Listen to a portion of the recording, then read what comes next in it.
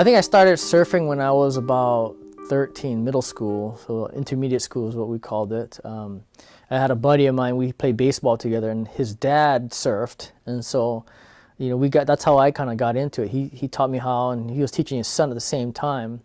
And so we went out to this place, I remember pretty vividly like it was yesterday. We went to this place called Kaliko, and it was in the South Shore, and the waves were pretty good size, for me. I was probably all of 5'1" or something like that.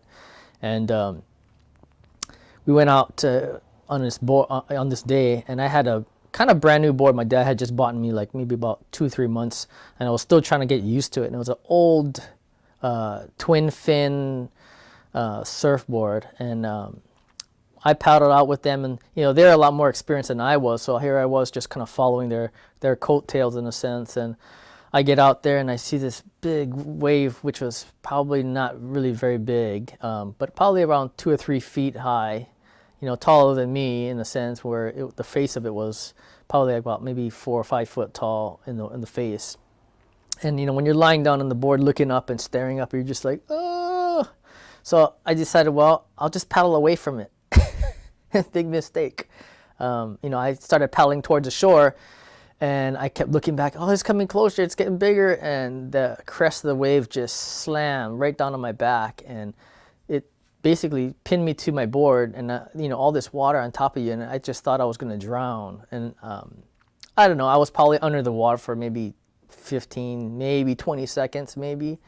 And when I came up for air, I just felt like I was just done. And so I just remember that was my first experience where you get kicked down and you got to get back up. But I was like, oh my goodness, I don't know if I'm going to be able to continue learning how to surf if it's going to be like this every single time.